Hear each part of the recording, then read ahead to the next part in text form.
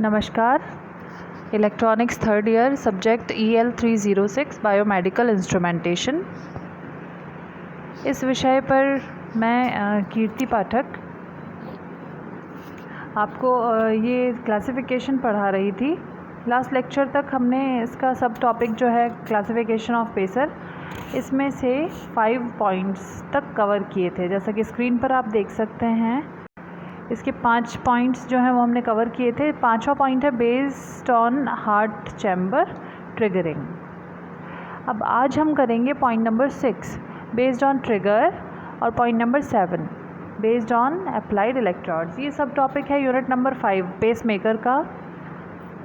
तो unit number 5 का classification of pacer topic हम कवर करेंगे, और इसमें हम आधा करीब कर चुके हैं लास्ट लेक्चर्स तक, और अब बाकी के हम पॉइंट्स इसमें कवर करने जा रहे हैं आज। तो 6 नंबर पर जो है वो है बेस्ड ऑन ट्रिगर। ट्रिगर के आधार पर, ट्रिगर संकेत के आधार पर हम 3 प्रकार से बांट सकते हैं पेसर को। पहला है वोल्टेज ट्रिगर्ड पेसर, दूसरा करंट ट्रिगर्ड पेसर, और तीसरा current limiting voltage triggered pacer. तो वोल्टेज ट्रिगर्ड पेसर जो है वो एक्चुअली इम्पल्स की एंटायर पीरियड में वोल्टेज के अनुसार सर्किट की करंट का मान निर्धारित करता है। अर्थात पेसर का जो वोल्टेज है वो कांस्टेंट रहता है, स्थिर रहता है, तथा परिपथ के प्रतिरोध के अनुसार धारा प्रवाहित होती है। ये कहलाता है वोल्टेज ट्रिगर्ड पेसर। दूसरा है करंट ट्रिगर्ड पेसर।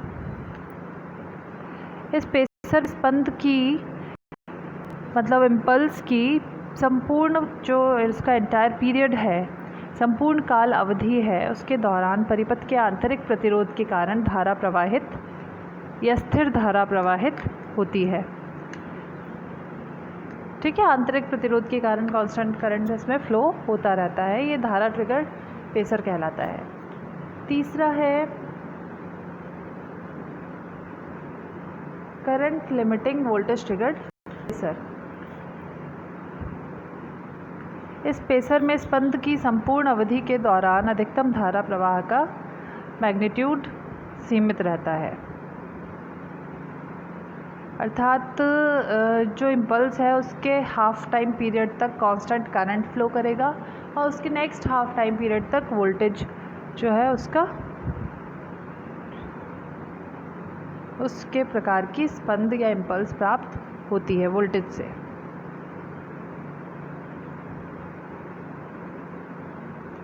तो ये सबसे अधिक सुरक्षित पेसर भी कहलाता है। इसके बाद हम देखते हैं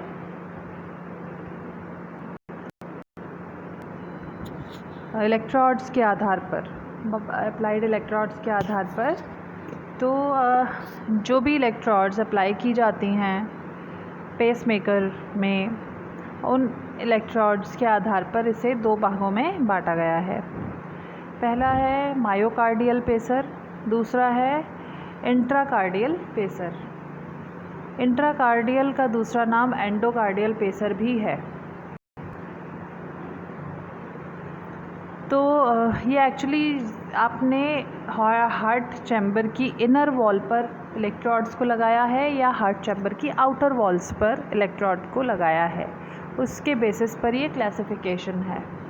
तो यदि आपने पेसर लगाया है इनर वॉल्स पर तो वो कहलाएगा इंट्राकार्डियल पेसर, और यदि हार्ट चैम्बर की बाह्य वॉल्स पर लगाया गया है पेसर को की इलेक्ट्रोड्स को, तो वो कहलाएगा मायोकार्डियल पेसर। तो ये बेसिकली क्लासिफिकेशन है पेस मेकर्स का बेस्ड ऑन इलेक्ट्रोड्स या अप्लाइड इलेक्ट्रोड्स। अब इसके बाद नेक्स्ट जो टॉपिक है आपका वो है इलेक्ट्रॉन की ध्रुवता के आधार पर पेसर। तो एकल ध्रुवीय पेसर, द्विध्रुवीय pacer, unipolar and bipolar lead pacer. तो ये जो दोनों पेसर्स हैं, इसमें यूनिपोलर में प्लैटिनम इरिडियम एलॉय से निर्मित टिप होती है, या तो टिप होगी या फिर डिस्क कोई प्रयुक्त की जाती है। इस टिप अथवा डिस्क की आकृति युक्त इलेक्ट्रोड को हृदय की आंतरिक अथवा बाह्य सतह से संबद्ध किया जाता है क्रमशः। टिप को आंतरिक सतह से और डिस्क को हृदय की बाह्य सतह से संबद्ध किया जाता है। हृदय की सतह से संबद्ध यह इलेक्ट्रोड एक्टिव इलेक्ट्रोड कहलाता है। रेफरेंस के लिए प्रयुक्त अन्य इलेक्ट्रोड्स प्राय स्टेनलेस स्टील से निर्मित होते हैं। संदर्भ इलेक्ट्रोड या रेफरेंस इलेक्ट्रोड को संदर्भ के लिए या रेफरेंस के लिए शरीर के किसी भी उचित भाग पर लगाया जाता है। ये दोनों इलेक्ट्रोड्स के स्थापन में इलेक्ट्रोलाइट जेली का प्रयुक्त किया जाना आवश्यक है। नेक्स्ट है आपका पेसर विद बाइपोलर लीड।